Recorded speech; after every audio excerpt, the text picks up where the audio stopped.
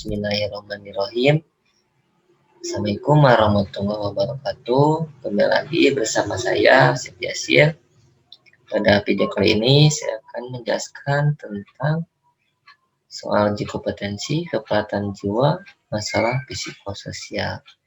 Oke, sebelum itu teman-teman jangan lupa untuk subscribe, like, dan tekan tombol loncengnya, teman-teman ya.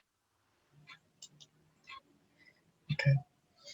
Yang pertama, di sini saya akan menjelaskan tentang masalah psikososial ansietas terlebih dahulu, teman-teman ya.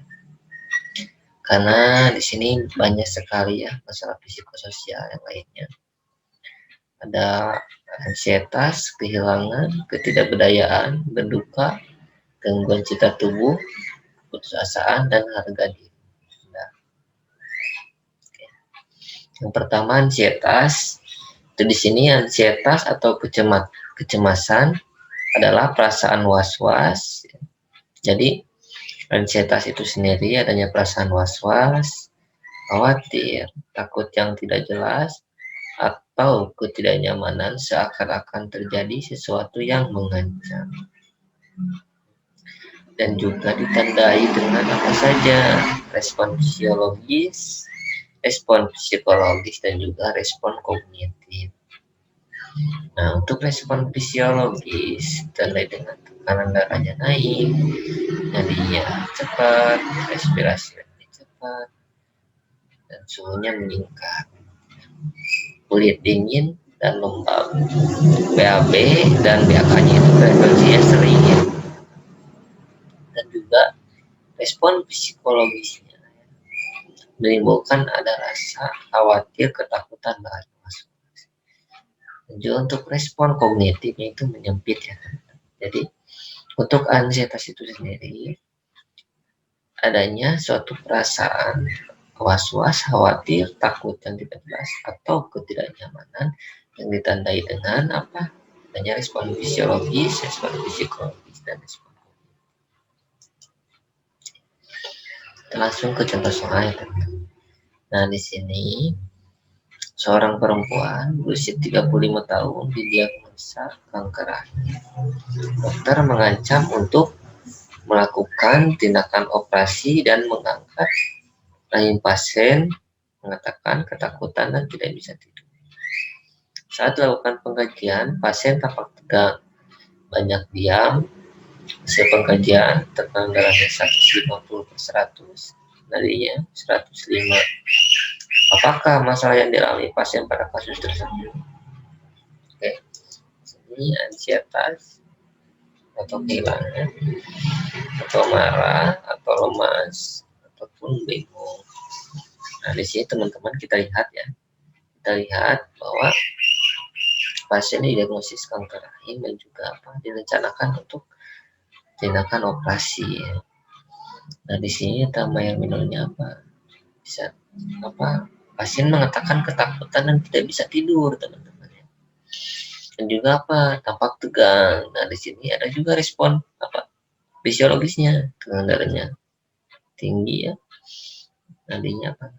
Nah, berarti masalahnya apa? Ansietas ya. Kita lanjut ketidakberdayaan. Di sini ketidakberdayaan adalah suatu kondisi di mana individu mempersepsikan bahwa tindakan yang dilakukan individu tidak akan memberikan hasil. Jadi segala apapun tindakan yang dilakukan oleh individu itu sendiri ya, persepsinya tetap saja gitu ya, bahwa tindakan tersebut yang dilakukan tidak akan bermakna ya, sehingga menyebabkan apa? Dengan kontrol atas situasi saat ini maupun yang akan terjadi. Oke, contohnya pasien yang dirawat karena penyakit diabetes yang menaun dan terjadi luka gangren mengatakan putus asa dan malas melakukan kegiatan dan tidak ingin melakukan interaksi dengan siapapun. Tampak sedih akan kondisinya, masa depan yang suram dan tidak ada harapan. Apakah diagnosa keperawatan pada kasus di atas? Ansietas, perasaan, ketidakberdayaan, gangguan citra tubuh. Nah, di sini Kita lihat ya teman-teman, pasien itu sendiri apa diagnosanya, diagnosa medisnya apa, diabetes ya, dan terjadi apa, adanya luka gangreni. Di sini pasien lihat nih putus asa, malas melakukan kegiatan, interaksi ya, dan apa, dia itu merasa masa depannya suram, tidak ada apa harapan. Nah, jadi di sini apa, masuk ketidakberdayaan teman-teman ya. Karena kenapa tadi, untuk ketidakberdayaan itu sendiri apa, segala sesuatu hal yang dilakukan oleh individu itu sendiri tidak akan apa, tidak akan bermakna gitu. Seperti itu. Di sini kita lihat nih, putus asa, malas melakukan kegiatan, dan juga apa, masa depan yang tidak ada harapan. Berarti jawabannya apa, ketidakberdayaan. Selanjutnya berduka nih teman-teman, kehilangan ya, situasi aktual maupun risiko yang dapat dialami individu ketika berpisah dengan sesuatu yang sebelumnya ada. Contohnya orang apa meninggal gitu ya. Juga di sini apa, baik sebagian atau keseluruhan, atau terjadi apa, perubahan dalam hidup sehingga terjadi perasaan kehilangan. Nah, untuk respon kehilangan itu sendiri menurut Kubrowas bagi apa, jadi beberapa tahapan. Nah, di sini tahapan ya, Kubrowas ini ada 5 ya teman-teman. Nah, kelima ini sering ya muncul di uji kompetensi. Nah, dari itu teman-teman harus tahu dan teman-teman juga harus bisa membedakan antara kelima ini. Untuk dirinya itu sendiri ya, di mana mengingkari peristiwa yang terjadi, jadi ada apa, penyangkalan atau pengingkaran gitu ya. Dan untuk anger itu sendiri apa, adanya kekesalan dan surat tinggi, jadi apa, marah gitu ya, bersikapnya agresif. Nah, bergaining apa, taruh menawar, biasanya pasien tersebut apa, berusaha kembali ke masa lalu, berandai-andai gitu ya. Nah, untuk depression itu apa, putus asa gitu ya, merasa tidak berharga. Dan juga apa yang terakhir, acceptance ini menerima ya, menerima kenyataan. Oke, kita ke contoh soal. Nah, seorang perempuan berusia 42 tahun ketika berada di UGD berteriak histeris karena kehilangan suaminya yang meninggal dunia akibat kecelakaan lalu lintas. Perempuan tersebut secara berulang berucap, saya tidak percaya ini terjadi. Apa tahap fase kehilangan pada kasus di atas? Nah, anger atau denial ya, atau depresi, atau acceptance, atau regaining. Nah, jadi teman-teman harus tahu nih, anger itu apa gitu ya, denial itu apa tahapannya, depresi itu apa, acceptance itu apa, regaining itu. Nah, kita lihat nih di sini pasien secara berulang berucap, saya tidak percaya. Nah, berarti ada apa, penyangkalan atau apa, mengingkari gitu ya, bahwa si suaminya itu meninggal. Berarti ini masuk ke tahapan apa? Masuk ke tahapan denial gitu ya, pengingkaran atau penyangkalan. Jawabannya B. Kita lanjut. Contoh soal berikutnya.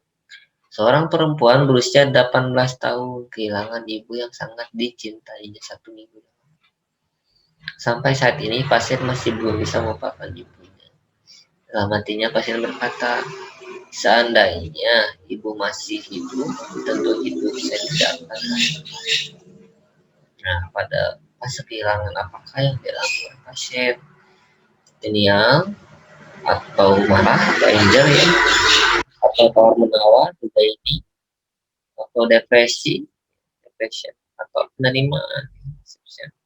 Nah, ini kita lihat nih, seandainya ibu masih hidup, berarti ada apa? Tawar menawar di sini ya, seandainya ya, atau ada apa, andai-andai. Nah, berarti ini masuk ke apa, tahapan kehilangan bergaining, tawar menawar. Oke. Contoh soal berikutnya, seorang perempuan berusia 30 tahun dirawat di ruang kebidanan dengan diagnosa cervix. Rencana akan dilakukan tindakan apa pengangkatan rahim. Pada saat suaminya datang berkunjung, pasien diam, tidak mau bicara, dan membelakangi suaminya. Makanan yang disediakan tidak disentuh. Hasil apa nih? Pas kehilangan apa? Ini ya, kasus tersebut. Pas kehilangan anger kah? Atau depresi? Atau exception ya? Penerimaan atau denial, penyangkalan, atau gagal ini terlalu menawar. Nah, di sini kita lihat nih, pasien diam, tidak mau bicara dan membelakangi suaminya. Makanan juga tidak disentuh sama pasien tersebut. Nah, berarti apa di sini? Ini termasuk ke depresi, gitu ya. Depresi itu dia banyak. Oke. Selanjutnya ke gangguan citra tubuh. Di sini apa perasaan tidak puas seseorang terhadap tubuhnya. Jadi tidak ada kepuasan, apa tidak puas terhadap tubuhnya dia itu ya. Yang dikabarkan oleh perubahan struktur dan bentuk tubuh. Karena tidak sesuai dengan yang diinginkan. Soalnya seorang wanita 25 tahun memeriksakan diri ke poliklinik sebuah rumah sakit karena mengeluh tiba-tiba muncul ruam kemerahan di lengan kirinya. Ya. Ada ruam nih di lengan kirinya. Saat dikaji, tampak wanita tersebut menutupi ruam yang tadi itu di lengan, gitu ya, dengan usaha tidak mau disentuh gitu, saat itu. Nah, diagnosa apa yang ditegakkan di sini? Ansietas atau citra tubuh atau dari dana situasional dalam budaya kan? Nah, di sini kita lihat nih ada ruang kemerahan di lengan kiri dan juga ditutupi pasien tersebut ya, tidak mau disentuh. Nah, berarti apa? Gangguan citra tubuh gitu. Kan tadi kan apa yang tidak apa yang tidak sesuai gitu ya, ada struktur tubuh atau apa bentuk tubuh itu sendiri ya, yang tidak sesuai dengan diinginkan pasien sendiri gitu. Jadi di sini pasien apa menutupi wesa dan tidak mau disentuh, masuk ke gangguan citra tubuh. Oke, selanjutnya keputusasaan. Keputusasaan merupakan keyakinan seorang bahwa dirinya maupun orang lain tidak dapat melakukan sesuatu. Jadi individu itu sendiri maupun orang lain tidak dapat melakukan sesuatu mengatasi masalah si individu tersebut ya. Memandang adanya keterbatasan atau tidak tersedianya pemecahan masalah, tidak ada apa masalahnya itu tersebut tidak menurut dia tidak bisa dipecahkan dan tidak mampu memiliki energi dan berkepentingan. Oke, kita lanjut ke contoh soalnya. Di sini seorang wanita usia 65 tahun mengeluhkan badannya yang lemas dan tidak mampu banyak beraktivitas. Wanita itu hanya mampu berbaring di rumah. Berbagai keluhan dirasakannya, diantaranya lemas, pusing, tidak kuat berjalan. Wanita tersebut dulu pernah berobat ya,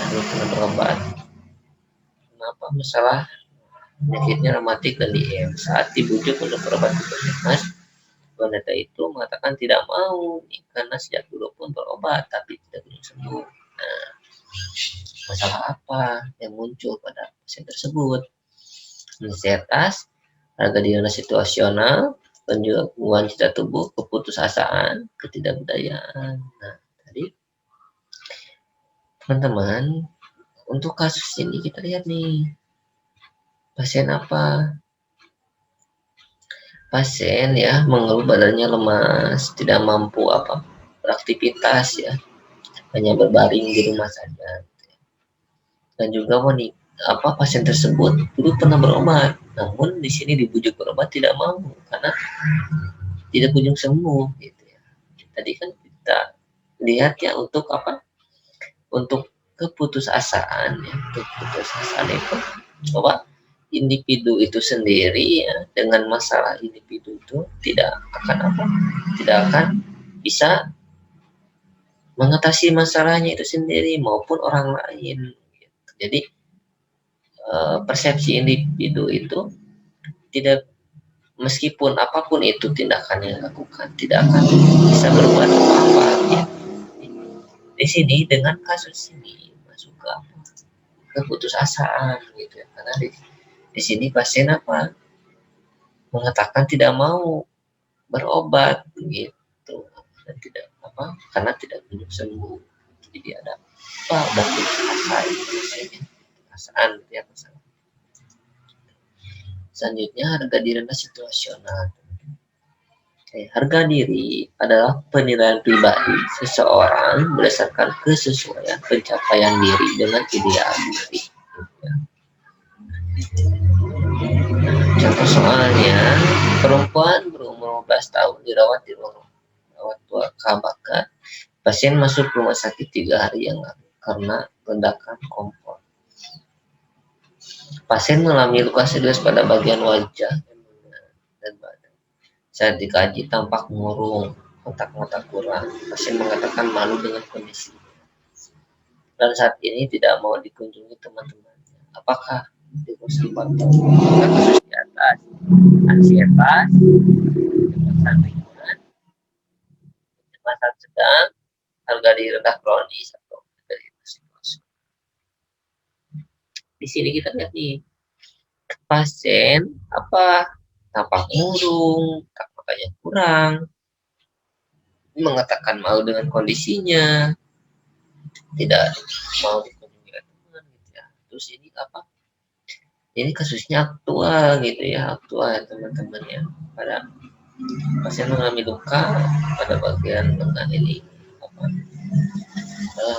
aktual ya kasusnya ya teman-teman ya, terjadi pada sekarang gitu ya teman-teman ini untuk kasus tersebut, dan juga data subjektifnya gitu ya, ini saat dikaji itu tampak murung, kurang, saat dikaji itu murung, kurang, mengatakan malu dengan kondisinya sekarang gitu. Berarti cukup mana harga diri rendah situasional gitu.